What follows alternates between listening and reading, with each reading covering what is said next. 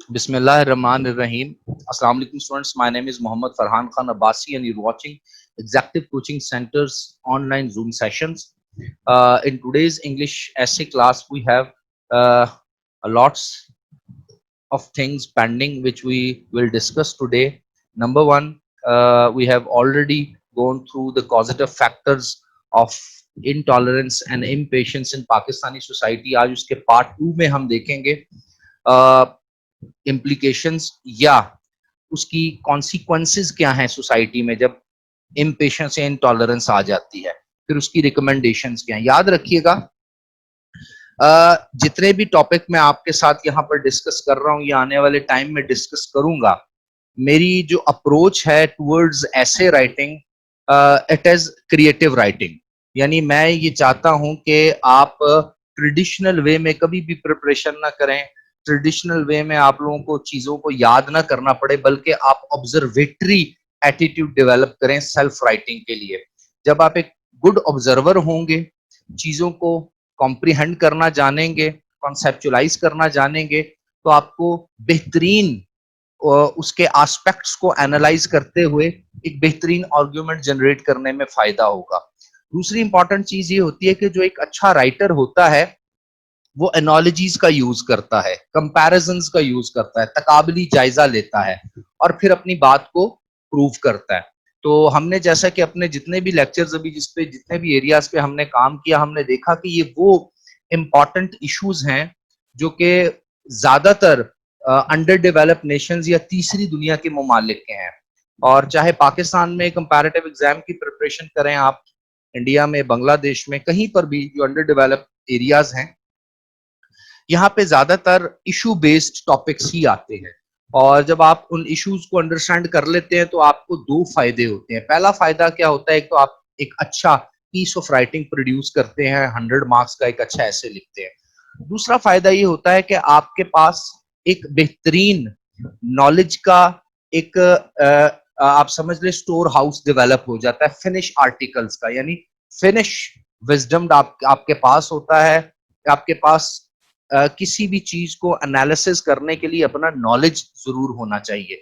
जब वो नॉलेज आपके पास आता है, एनालिटिकल एबिलिटी आती है और एक्सप्रेसिव राइटिंग की टेक्निक्स जो मैं आपको सिखाता हूँ, इन तमाम चीजों को जब आप कंबाइन करते हैं तो आपके फिर करंट अफेयर का एग्जाम हो वो भी सब्जेक्टिव है, पाकिस्तान अफेयर्स हो, ग्लोबल इश्यूज हो, रीजनल इश्यूज हो, पॉलिटिकल साइंस हो, उसके साथ साथ इस्लामियात में जितने हमारे सवाल आते हैं वो बड़े ही क्रिटिकल एनालिसिस से रिलेटेड होते हैं, ट्रेडिशनल टाइप का पेपर नहीं आता। फिर पॉलिटिकल साइंस है, सोशियोलॉजी है, पब्लिक एडमिनिस्ट्रेशन है, गवर्नेंस एंड पब्लिक पॉलिसी है, इंटरनेशनल लॉ है, इंटरनेशनल रिलेशंस है, ये वो सब्जेक्ट हैं। जेंडर स्टडीज है, हिस्ट्री का कोई सब्जेक्ट आप ले ले, जिस तरह हम यूएस हिस्ट्री और इंडो पाक हिस्ट्री पे यहाँ पे प्रिपरेशन करवा रहे हैं, तो होता यह है कि आपके पास एक बेहतरीन कंटेंट अवेलेबल होता है नॉलेज की सूरत में, राइटिंग की टेक्निक्स आपको आती हैं, आप खुद से हेडिंग्स और वेरिएबल बना सकते हैं।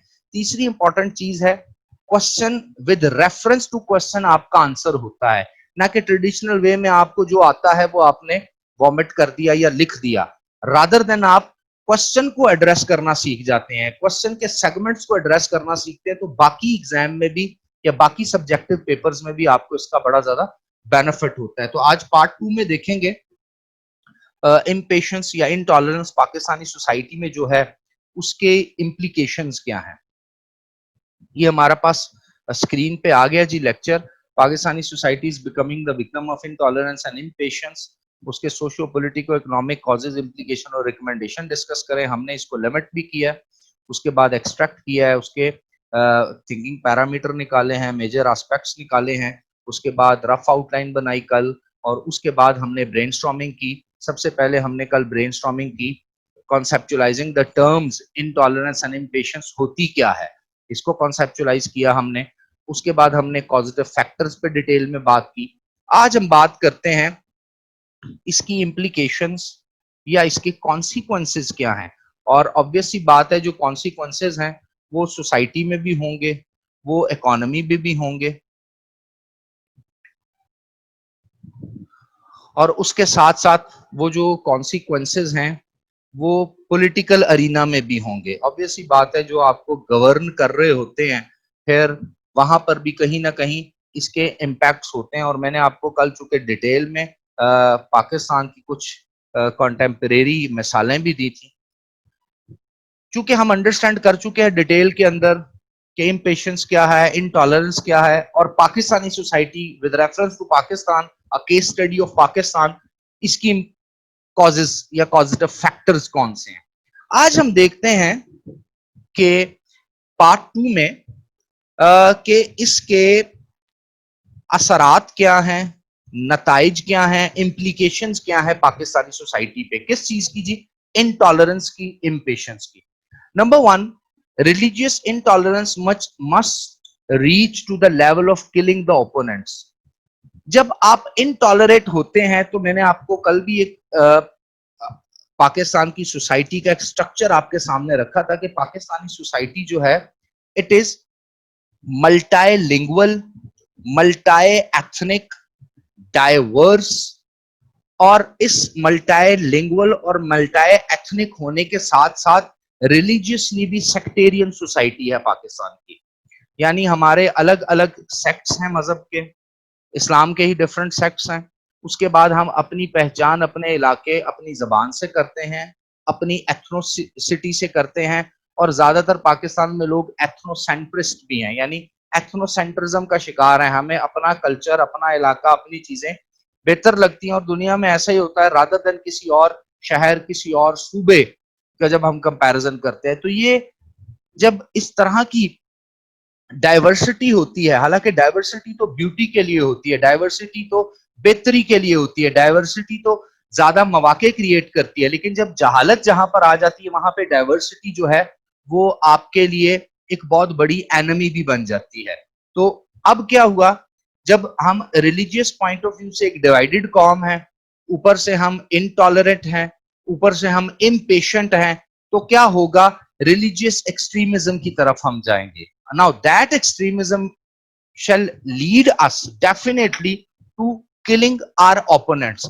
یعنی آپ اپنے اوپوننٹس کو کنونس کرنے کی بجائے, اپنے اوپوننٹس کو اپنی بات کمیونیکیٹ کرنے کی بجائے, ڈیبیٹ کرنے کی بجائے, آرگیومنٹ کرنے کی بجائے یہ چاہیں گے کہ اس کی ایگزسٹنس ہی ختم ہو جائے. تو آپ خود اندازہ لگا لیں پھر سیکٹیرین کلیشز جنم لیتے ہیں, قتل و غارت ہوتی ہے, ایریا ڈیوائیڈ ہو جاتے ہیں, ٹیریٹریز ڈیوائیڈ ہو جاتی ہیں, اور پھر وہ فسادات آتے ہیں. تو الٹیمیٹلی جب جس ملک میں فسادات ہوں گے وہاں فورن ڈائریکٹ انویسٹمنٹ آئے گی. جس ملک میں لوگ ریلیجیس پوائنٹ آف ویو پہ اتنے زیادہ انٹالرنٹ ہو جائیں گے کہ اپنے ہی مذہب کے دوسرے فرقے کو برداشت نہ کر سکیں, تو کیا کسی اور مذہب کو برداشت کر سکیں گے؟ تو ایسا پاکستان تو قائد اعظم نے نہیں چاہا تھا.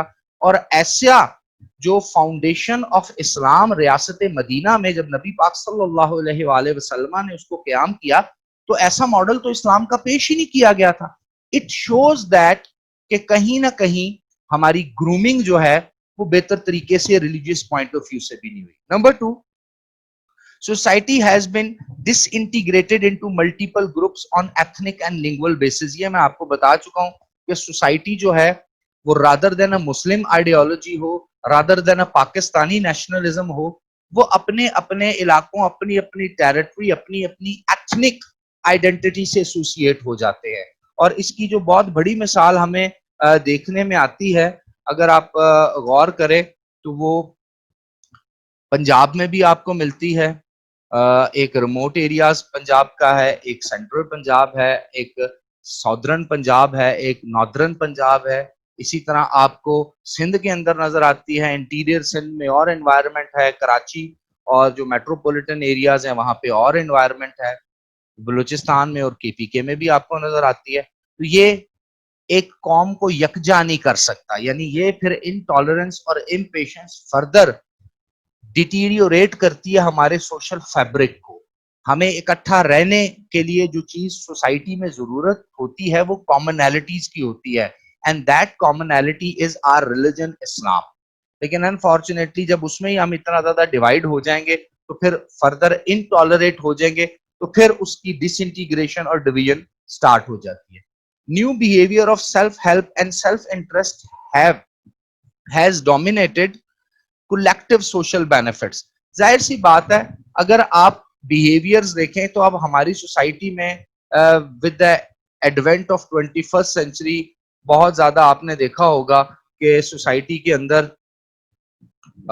لوگ اپنی ذات، اپنے سے متعلق اکنامک انٹرسٹ، اپنے سوشل انٹرسٹ، اپنے سیکٹیرین انٹرسٹ، اپنے ٹیریٹوریل انٹرسٹ کو پریفر کرتے ہیں، اور اس کی وجہ سے کیا ہوتا ہے، کولیکٹیو سوشل بینیفٹ نہیں ہوتا. اس کی میں کچھ پولیٹیکل ایگزامپلز آپ کو دوں گا. آج کی گورنمنٹ کو بھی آپ دیکھ لیں تو جو جماعت پنجاب میں پرفارم کر رہی ہے اور انہی کی سینٹرل گورنمنٹ بھی ہے، وہ سندھ کو بہتر نہیں کر پا رہے، اور وہ کہتے ہیں ہمارے ہاتھ باندھے، کیونکہ سندھ کی جو نمائندہ جماعت پاکستان پیپلز پارٹی پارلیمنٹیرین ہے، ان کا کام ہے سندھ کو بہتر کرنا.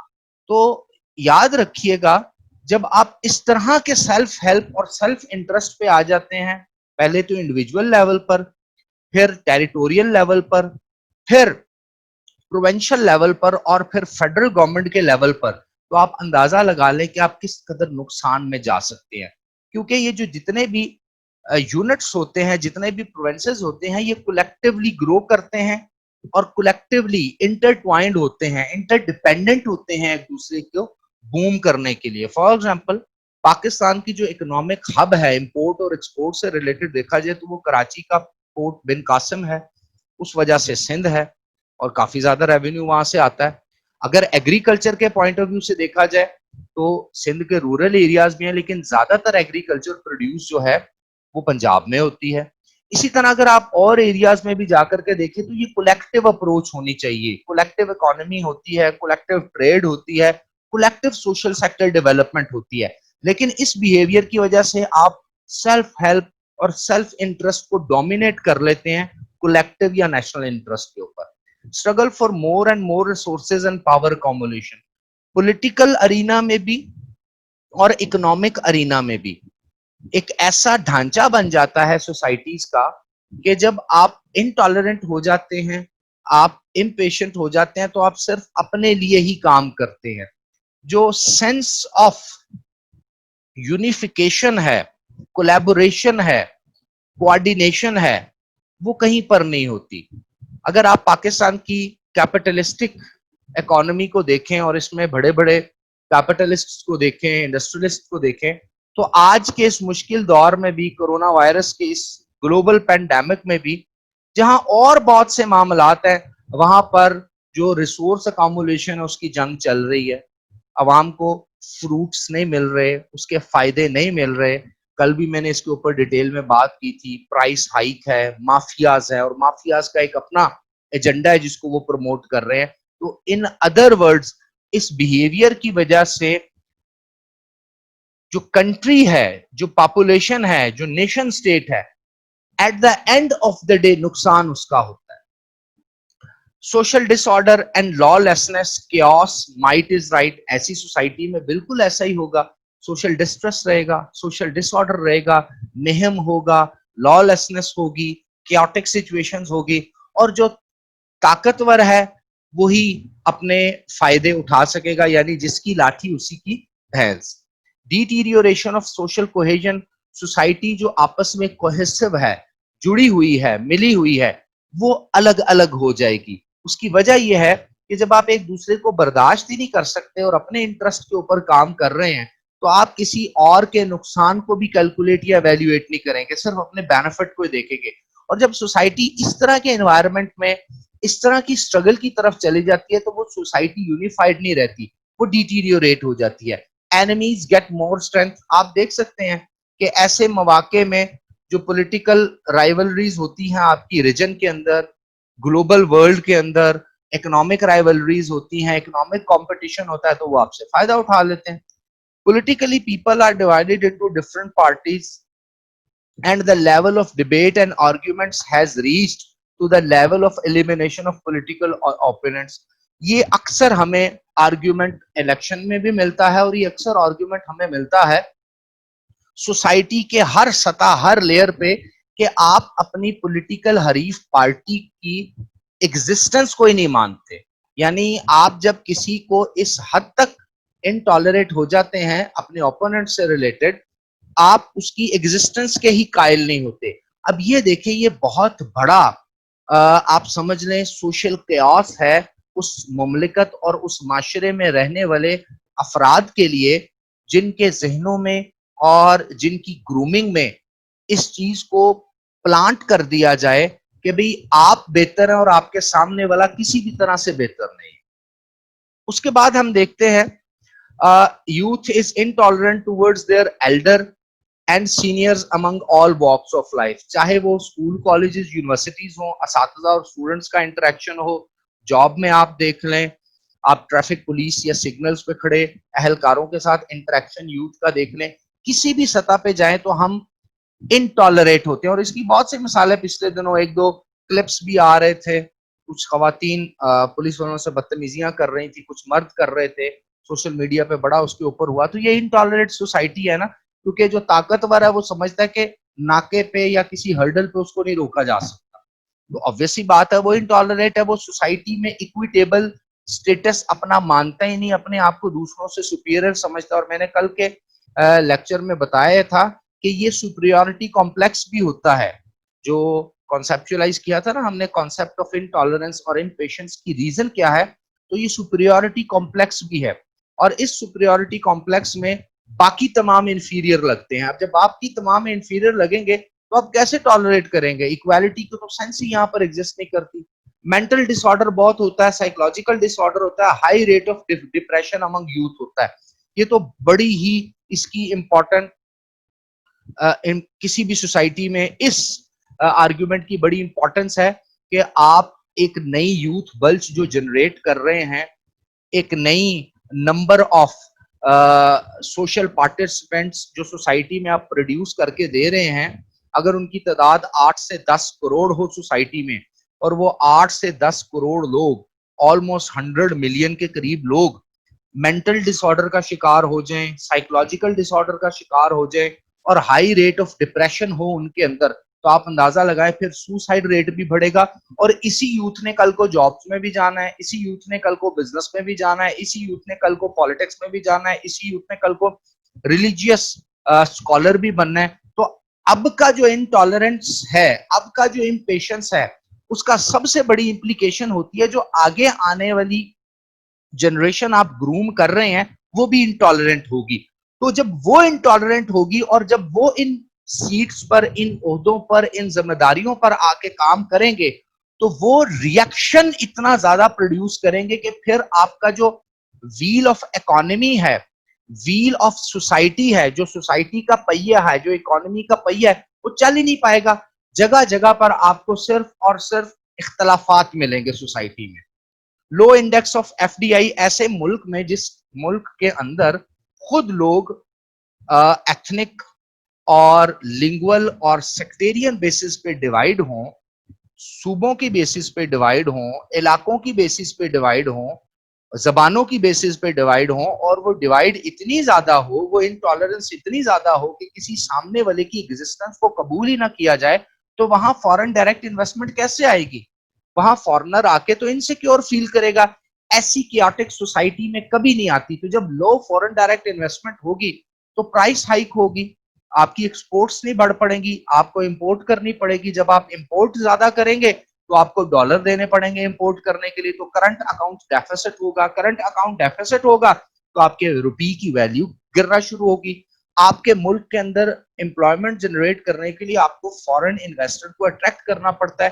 ایسے انوائرمنٹ میں جہاں پر ریلیجیس انٹالرنس بھی ہے, سوشل انٹالرنس بھی ہے, اکنامک انٹالرنس بھی ہے, اور سوسائٹی سوشل اسٹریٹیفیکیشن میں ڈیوائیڈ ہو چکی ہے, کون بے وقوف ہے جو ایسے ملک میں جا کے انویسٹمنٹ کرے گا؟ کبھی آپ سوچتے ہیں صومالیہ میں, افغانستان میں کوئی انویسٹمنٹ کرے گا؟ سیریا میں جو سچویشن چل رہی ہے کوئی انویسٹمنٹ کرے گا؟ یاد رکھیے گا, ایک آپ کا انٹرنل امیج ہوتا ہے, ایک ایکسٹرنل امیج ہوتا ہے. جب آپ کے انٹرنل معاملات اس حد تک خراب ہو جاتے ہیں تو آپ کا ایکسٹرنل امیج بھی ڈسٹارٹ ہو جاتا ہے. As a nation social development halt, obvious سی بات ہے, سوشل ڈیولپمنٹ تو ایز اے نیشن آپ کی پوری قوم کی ختم ہو جائے گی.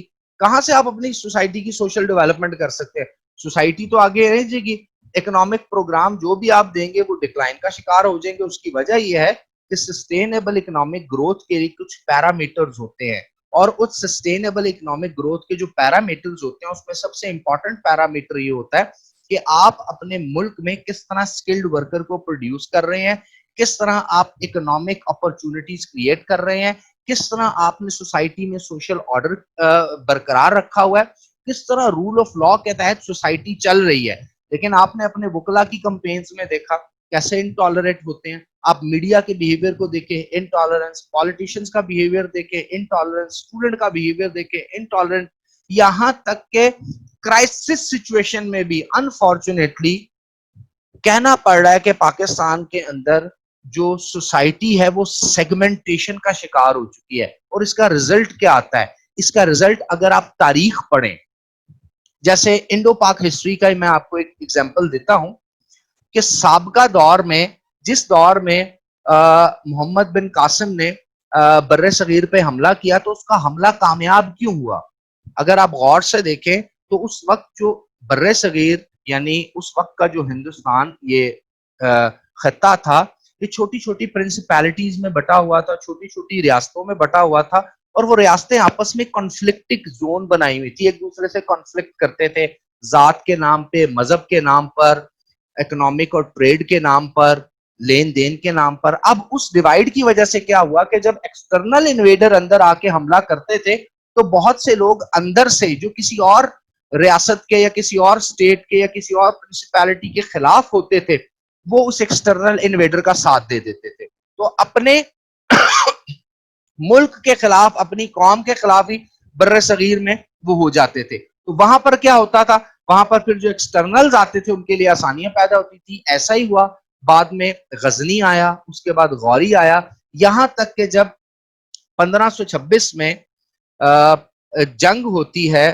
پہلی پانی پت کی جنگ ہوتی ہے, تو بابر جب آتا ہے, زہیر الدین بابر, تو اس کو بھی سپورٹ یہاں سے ملتی ہے. تو اب آپ جب اپنے ملک کو اس طرف تاریخ کے طور پہ وہیں پر لے کے چلے جائیں گے جہاں پر انٹالرنس بہت زیادہ ہے تو ڈویژن ہوگی. آپ دیکھ لیجئے کہ ہمارے ہاں جو موومنٹ ہم نے چلائی تھی, آزادی کی موومنٹ چلائی تھی, پاکستان موومنٹ جس کو کہتے ہیں, وہ اپنے آخری 10-15 سالوں میں اگر کریٹیکلی ایویلیویٹ کیا جائے تو ہندو مسلم بہت زیادہ ڈیوائیڈ ہو چکی تھی, اور ریلیجن پہ ڈیوائیڈ تھی, سوسائٹی میں ڈیوائیڈ تھی, لین دین میں ڈیوائیڈ تھی, ایک دوسرے کو برداشت نہیں کر پا رہے تھے.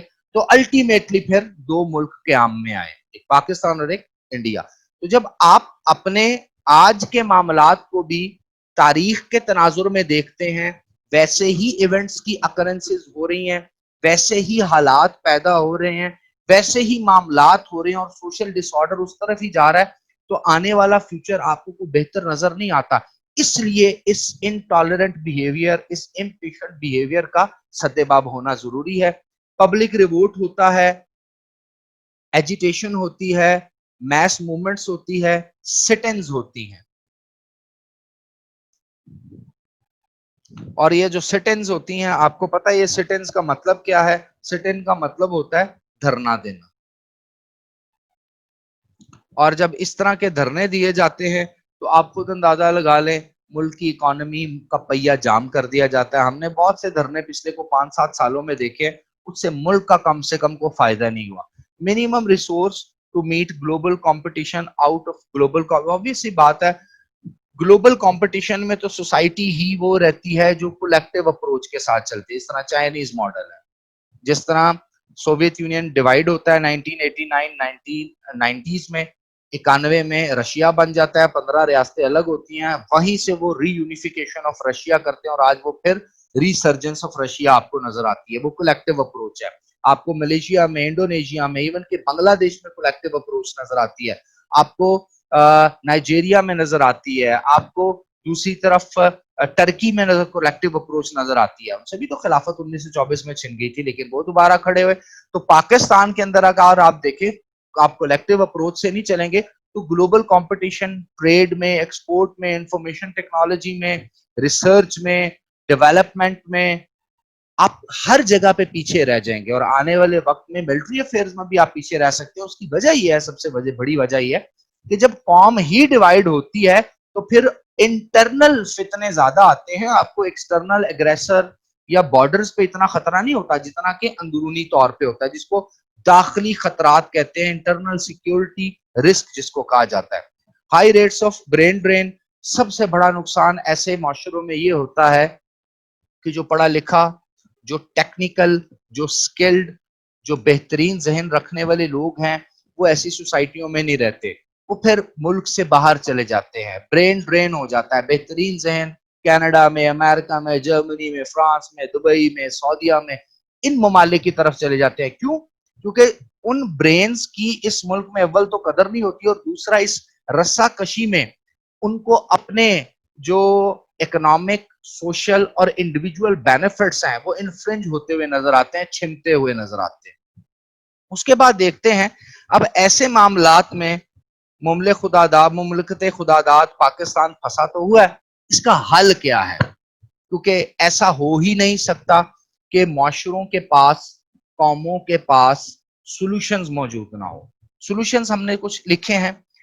Religious clergy should play their pragmatic and optimistic role to inculcate morality, patience, and collective social behavior as the example of the Holy Prophet Muhammad sallallahu alaihi وآلہ وسلم. آپ یہ دیکھیے گا, یہ بڑی خوبصورت ایک بات کی گئی ہے کہ اگر آپ اس طرح کے کسی معاملے میں پھنس گئے ہیں تو محمد علی جناح قائد اعظم نے بھی یہی ایک نعرہ لگایا تھا, قوم کو کہا تھا. ایون کہ سر سید احمد خان کو آپ دیکھ لیں, ان سے پیچھے اگر آپ فرائضی موومنٹ میں چلے جائیں, اس سے اور پیچھے شاہ ولی اللہ کی ریفارم موومنٹ میں چلے جائیں, اس سے اور پیچھے مجدد الفسانی کی موومنٹ میں چلے جائیں, اس کے علاوہ اولیاء کرام جب پاکستان میں بر صغیر پاک و ہند میں آئے, ان کی موومنٹس کو اگر آپ دیکھیں تو سوشل مورل ڈیولپمنٹ کرتے تھے, یہ سوسائٹی کی اخلاقی اقدار کو بہتر کرتے تھے.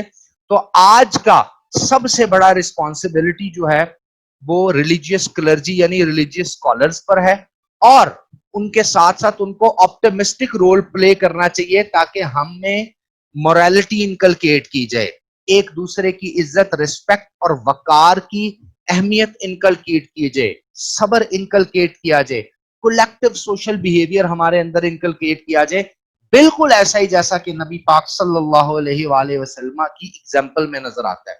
جب ہم قرآن سے کسی بھی چیز کی مدد لیتے ہیں تو ہمیں ہر ایک چیز کے بارے میں اللہ تعالیٰ کے واضح احکامات ملتے ہیں. اللہ قرآن میں فرماتا ہے کہ ہم نے, یعنی اللہ تعالیٰ فرماتا ہے کہ اللہ نے نبی پاک صلی اللہ علیہ وآلہ وسلم کی زندگی میں بہترین نمونہ بنا کے ہمیں دے دیا. یعنی نبی پاک صلی اللہ علیہ وسلم کی زندگی کو اگر ہم دیکھ لیں ایز اے رول ماڈل تو ہم اپنے آپ کو انڈیویجول اور کولیکٹیو لائف میں بہتر کر سکتے ہیں. Complete application of freedom of speech and freedom of expression to promote tolerance. میں نے کل کے لیکچر میں بھی بات کی تھی کہ فریڈم آف ایکسپریشن ہر ایک کے پاس ہونا چاہیے, فریڈم آف اسپیچ بھی ہونی چاہیے تاکہ وہ اپنے کم سے کم خیالات سرفیس کر سکے. اگر اس میں کوئی غلطی ہے, کوئی خامی ہے, کوئی خرابی ہے تو آپ اس آرگیومنٹ کو کنونسنگ وے میں ریبٹ بھی کر سکتے ہیں, ریپلائی بھی کر سکتے ہیں, ریئیکشن کر سکتے ہیں اور اس کو سمجھا سکتے ہیں. لیکن جب آپ کسی کو اس کی بات کہنے کی اجازت نہیں دیں گے اور ایسے تنگ قسم کے معاشرے ہوں گے, کلوز قسم کی سوسائٹی ہوگی, تو وہاں انٹالرنس رہے گی. تو یہ بڑا امپورٹنٹ ہے, ہونے چاہیے. ہاں, فریڈم آف ایکسپریشن کا قطعاً نہیں مطلب یہ نہیں ہوتا کہ آپ کسی کے مذہب, کسی کے لیڈرز, کسی کے آئیڈیلز کو تنقید کا نشانہ بنائیں. اس کا قطعاً مطلب یہ نہیں ہوتا کہ آپ ڈس ریسپیکٹ بھی کریں, لیکن آپ اپنی رائے کا اظہار بھی کرتے ہیں. اگر آپ کو کسی ادارے سے, کسی سسٹم سے, کسی نظام سے, کسی بھی چیز سے کوئی نقصان ہے, کچھ ڈس ایگریمنٹ ہے, آپ اس میں بہتری لانا چاہتے ہیں تو آپ کے پاس یہ اپرچونٹی ہونی چاہیے, اور یہ اپرچونٹی ہمیں اپنے اسٹوڈنٹس کو, اپنے بچوں کو کلاس روم سے دینی چاہیے. ان کی کلاس روم گرومنگ ہونی چاہیے, نہ کہ ایک مونولوگ ہو کہ ایک آیا اور آپ کو جو پڑھا دیا آپ نے اس کو فالو کرنا ہے, رادر دین آرگیومنٹ اور ڈیبیٹ کی طرف آپ جائیں. Promote social liberty and equality among society and transparent judicial system to restrict social intolerance. یاد رکھیے گا, میں نے کل بھی عرض کیا تھا کہ انٹالرنس کی ایک بڑی وجہ معاشرے میں ایبسنس آف سوشل جسٹس ہے.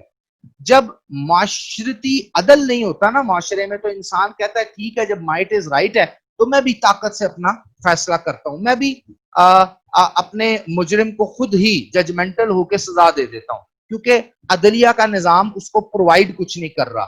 تو کیا کرنا ہے, سوشل لبرٹی دینی ہے آپ نے سوسائٹی کو, اور آپ نے ٹرانسپیرنٹ جوڈیشل سسٹم بنانا ہے, جو انفارچونیٹ پاکستان کا سب سے بڑا ایشو ہے. پاکستان کا ایشو پاکستان کی اکانومی نہیں ہے, یہاں تک کہ پاکستان کا ایشو کرپشن بھی نہیں ہے. اسٹوڈنٹ یاد رکھیے گا, جب تک عدل نہیں ہوگا باقی معاملات بہتر نہیں ہو سکتے, کیونکہ جب عدل ہوتا ہے تو طاقتور سے طاقتور کو بھی یہ میسج مل جاتا ہے کہ اگر میں نے کوئی غلطی کی تو مجھے اس کے اگینسٹ سزا ملے گی. اور یہ جو سزا اور جزا کا نظام ہے, اسلام کی بنیاد ہی اس کے اوپر ہے. بڑے سے بڑا ہو, طاقتور سے طاقتور ہو, متقی سے متقی ہو, بہترین سے بہترین کوئی شخص سروسز دے چکا ہو, پھر بھی اگر وہ کہیں غلطی پر ہے تو پھر اس کو عدل کے اس نظام سے گزرنا ہے جہاں پر ایکویلٹی ہو, جہاں پر وہ اس چیز پر مجبور ہو کہ وہ قانون سے بالا نہیں ہے. اور پاکستان جیسے معاشروں میں یا ملکوں میں سب سے بڑا پرابلم ہی یہ ہے کہ یہاں پر جوڈیشل سسٹم جو ہے وہ ٹرانسپیرنٹ نہیں ہے, unfortunately. promotion of equitable distribution of resources in society to promote harmony. obvious سی بات ہے, جب آپ social stratification کرتے ہیں on the basis of status, on the basis of financial جو آپ کی ڈویژن ہوتی ہے, کوئی بہت امیر ہے, کوئی امیر سے امیر طرح, اور کسی کے پاس کچھ کھانے پینے کو نہیں ہے, وہ بہت اچھے اسکولوں کالجز میں پڑھ رہا ہے, اور کوئی ایسے اسکولوں میں پڑھ رہا ہے جہاں بھینسیں بندی ہوتی ہیں, کسی کو بہت اچھے رہن سہن کی کالونیز بنا کے دی گئی ہیں, اور کچھ ایسی زیادہ تر پاپولیشن ایسی جگہوں پہ رہ رہی ہے جہاں پر ان کے لیے ٹوائلٹس اویلیبل نہیں ہے, یا ان کے لیے رہنے کے وہ وسائل اویلیبل نہیں ہے جس میں ایک صحت مند طریقے سے کسی معاشرے کی گرومنگ کی جائے.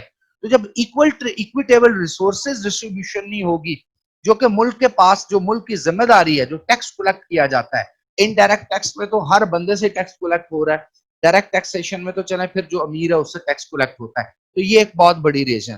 Establishment of meritocracy, education for positive social member rather than promoting the lingual system of education. obvious ہی بات ہے, پاکستان میں جو dual lingual system of education ہے یہ بڑا عجیب و غریب ہے, انگلش میڈیم اور اردو میڈیم, آپ ایک ہی میڈیم رکھیں, کیونکہ تعلیم وزڈم کا نام ہے, تعلیم دانش مندی کا نام ہے, تعلیم جاننے کا نام ہے, تعلیم کھوج لگانے کا نام ہے, تعلیم پہچاننے کا نام ہے, تعلیم عمل کرنے کا نام ہے, نہ کہ زبانیں سیکھنے کا. آپ دنیا میں دیکھ لیں, چائنیز کتنی آگے چلے گئے ہیں, فرینچ کتنی آگے چلے گئے ہیں, اسپینش کتنی آگے چلے گئے ہیں, ڈچ کتنی آگے چلے گئے ہیں. یہ وہ لوگ ہیں جو انگریزی نہیں بولتے, آدھے سے زیادہ یورپ میں انگریزی نہیں بولی جاتی. تو یہ انڈیا پاکستان پہ ایک لعنت ہے کہ جس کے پاس انگریزی کے دو لفظ, دو سینٹنس, دو لائنیں, دو ایپلیکیشنیں, دو پیراگراف لکھنے آتے ہیں, ہم اس کو پڑھا لکھا کہتے ہیں, اس نظام کو امپلیمنٹ کرتے ہیں. حالانکہ آج کی ماڈرن ریسرچرز یہ بتا چکے ہیں کہ اگر آپ نے گرومنگ بہترین کرنی ہے کسی بھی قوم کی, تو اس کی نیٹو لینگویج میں اس کو سمجھائیں تو وہ زیادہ بہتر طریقے سے گروم ہو سکتی ہے وہ قوم. pragmatic measures to counter extreme poverty, religious, traditional, orthodox to positive modernity. یاد رکھیے گا, پاورٹی جو ہے is the mother of all evils. آپ جب تک غربت ختم نہیں کریں گے تو ریلیجیس انٹالرنس رہے گی, کیونکہ غریب کو اور کچھ ملے نہ ملے اس کو آئیڈیالوجی مل جاتی ہے جنت حاصل کرنے کی, اور وہ جنت آپ معاشرے میں رہ کے بھی حاصل کر سکتے ہیں بجائے کسی کو مارنے کے یا اسلام کو ایکسٹریمسٹ وے میں نافذ کرنے کے. آپ اپنی زندگی کو بہترین طریقے سے گزار کے بھی جنت حاصل کرتے ہیں, اور بہترین وے بھی یہی ہے. نبی پاک صلی اللہ علیہ وآلہ وسلم نے فرمایا اسلام میں رحمانیت نہیں ہے, چھوڑ چھاڑ کے سب چیزیں سائیڈ پہ ہو جو, اور نئے نئے طریقے سے کو اللہ کو تلاش کرو, بلکہ معاشرے میں رہو, لوگوں میں رہو, ملو, اٹھو بیٹھو, معاملات زندگی, کسی سے کچھ لو, کسی کو کچھ دو, کسی سے کچھ حاصل کرو, کسی کو کچھ ڈلیور کرو, اس میں بہتر پرفارم کرو. گیم سے باہر جا کر کے گیم نہیں کھیلی جا سکتی, سسٹم کے اندر رہ کر سسٹم کی پرابلمز کے ساتھ چلتے ہوئے آپ نے معاملات کو بہتر کرنا ہے, اور اپنی موریلٹی اتنی اسٹرانگ ہونی چاہیے کہ آپ نے اسلامک پرنسپلز کے اکارڈنگلی پرفارم کرنا ہے, تب آپ کو جنت ملے گی. تو جب ایکسٹریم پاورٹی ہوگی, ریلیجیس اور ٹریڈیشنل آرتھوڈاکسیز ہوں گی, تو پازیٹیو ماڈرنٹی کی طرف نہیں آیا جائے گا. Policies for making skilful education and grooming opportunities in youth. یاد رکھیے گا, ڈگریاں حاصل کرنے سے کچھ نہیں ہوتا, دنیا میں وہی قومیں آگے گئی ہیں جن کے پاس سکل ہوتا ہے. تو سکلفل یوتھ کو پیدا کیا جائے, پروموٹ کیا جائے, rather than making boundaries for media to restrict activities that create sensational news, panic and hopelessness in youth. ये तो सबसे इंपॉर्टेंट पॉइंट है, क्योंकि आज का मीडिया जो है ये सबसे बड़ा दज्जाल है. ये मीडिया साइकोलॉजिकल डिसऑर्डर करता है, सोशल और साइकोलॉजिकली लोगों को कंट्रोल करता है, और इस जो प्रोग्रामिंग करता है जो आज का मीडिया, प्रिडिक्टिव प्रोग्रामिंग भी करता है, यानी फ्यूचर में ये हो जाएगा, फिर ये हो जाएगा, और इनटॉलरेंट करता है हमारे बिहेवियर को. तो इस तरह के मीडिया प्रोग्राम्स, इस तरह के मीडिया की सेंसेशनल किस्म की न्यूज, सेंसेशनल किस्म की डिबेट्स, सेंसेशनल किस्म के करंट अफेयर के प्रोग्राम्स को रिस्ट्रिक्ट किया जाना चाहिए, बल्कि इंटेलेक्चुअल डिबेट होनी चाहिए, ग्रूमिंग वाली डिबेट होनी चाहिए, पॉलिसी रिलेटेड इश्यूज होने चाहिए, पढ़े लिखे लोग उसके ऊपर आके कौम को तालीम और तरबियत दें, रादर देन झूठ, बेईमानी और दो नंबरी के ऊपर खींचातानी. जब मुआशरे को ये दिखाया जाएगा और हर वक्त मुआशरा जो इलेक्ट्रॉनिक और सोशल मीडिया से इंटरेक्ट कर रहा है, तो फिर वो मुआशरा इनटॉलरेंट रहेगा. तो आपको सबसे इंपॉर्टेंट काम करना चाहिए, स्टेट लेवल पर मीडिया के कुछ हदूदों का युद्ध बताने चाहिए. बेलगाम मीडिया भी बहुत बड़ा नुकसान पहुंचाता है, और आज के दौर में जहां पर ग्लोबल पैंडेमिक कोरोना वायरस को पूरी दुनिया के लिए आफत मीडिया ने बना के पेश कर दिया, ऐसे दजाली मीडिया का कोई ना कोई रेजोल्यूशंस होने चाहिए. जिस तरह आप दुनिया के तरक्की याफ्ता मुमालिक में देखें, चाइना में आप देख लें, और मुमालिक बड़े मुमालिक में देख लें, रशिया में देख लें, वहां मीडिया एक लिमिट से आगे नहीं जा सकता. और यही वजह कि उन मुल्कों की जो सोसाइटीज हैं, जो कौमें हैं, जो इंडिविजुअल हैं, जो कम्युनिटीज हैं, वो फ्रेश होते हैं, वो मेंटली डिसऑर्डर का या साइकोलॉजिकल या डिप्रेशन का शिकार नहीं होते. Effective and skilful administration government to maintain social stability and skillful knowledge to all to walk with modern world. ये बड़ी टेक्निकल बात की है. हमारे यहाँ एडमिनिस्ट्रेशन मौजूद है, लेकिन उसको और इफेक्टिव करें और स्किलफुल करें, उनको मॉडर्न रिफ्रेशर कोर्सेज करवाएं, उनको पब्लिक पॉलिसी के कोर्सेज करवाएं, उनको इंटरनेशनल स्टैंडर्ड्स की चीजें सिखाएं, समझाएं, और उन चीजों को फिर इंप्लीमेंट करें जिससे इफेक्टिविटी आए, एफिशिएंसी आए. यानी काम हो रहा है, काम बेहतर उसी को कहा जाता है जो रिजल्ट प्रोड्यूस करता है, और जिस काम से रिजल्ट आते हैं उसको इफेक्टिव वर्क कहते हैं, इफेक्टिव पॉलिसीज कहते हैं. काबिले असर चीज हो, ना कि कोई काम तो आप कर दें लेकिन उसके रिजल्ट्स आपको ना मिल पाए. Making policies and strict taxation system to reduce gulf between middle and higher classes. Obvious सी बात है, वेल्थ टैक्स लगाएं, आप वैल्यू एडेड टैक्स लगाएं. जो बड़े घर में रहता है, ज्यादा गाड़ियां इस्तेमाल करता है, ज्यादा डोमेस्टिक और इंटरनेशनल ट्रैवल करता है, ज्यादा फैसिलिटीज इस दौर में हासिल कर रहा है, उसके टैक्स और होने चाहिए. जिस तरह आप लंदन में अगर आप जाते हैं तो लंदन में जोन्स बने हुए हैं, जोन 1 2 3 4 5 6 7 जोन्स हैं. अब उन जोन्स में मेन सिटी लंदन में जो 7 जोन में लोग रह रहे हैं उनके टैक्स और हैं, लेकिन जो जोन नंबर 1 में, कोर एरिया में, बड़े एरिया में, ज्यादा फैसिलिटी, उनके टैक्सेस और हैं. इसी तरह पूरी दुनिया में वेल्थ टैक्स का कॉन्सेप्ट होता है, वैल्यू एडेड टैक्स का कॉन्सेप्ट होता है, डायरेक्ट टैक्सेशन होती है रादर देन इनडायरेक्ट टैक्स. किसी प्रोडक्ट पे लगाएं, अब वो प्रोडक्ट तो सभी खरीदेंगे. फॉर एग्जांपल एक दूध का पैकेट है, वो सबने खरीदना है. अब जो जो वो खरीदेगा और उस पर टैक्स लगेगा, तो अमीर को भी उतना टैक्स है, गरीब को भी उतना टैक्स है, लेकिन गरीब के पास तो इतना पैसा ही नहीं है टैक्स देने के लिए. तो अल्टरनेटिव मॉडल होते हैं डायरेक्ट टैक्सेस के, अमीर से लिया जाता है और फिर कौम पे खर्च किया जाता है ताकि क्लास डिफरेंस कम से कम हो. यहाँ एक ऐसी क्लास भी रहती है जिसके पास एक वक्त के खाने की रोटी नहीं होती, अगर उनका कोई मर जाए तो उसकी तदफीन के पैसे नहीं होते, और एक ऐसी क्लास भी रहती है जो मुश्किल से मुश्किल और बुरे से बुरे हालात में भी 2-2 3-3 करोड़ रुपए की गाड़ियां खरीदते हैं. तो जब आप ये गल्फ बाय डिजाइन क्रिएट करेंगे तो सोसाइटी कभी बेहतर नहीं हो सकती, फिर इनटॉलरेंट सोसाइटी ही होती है.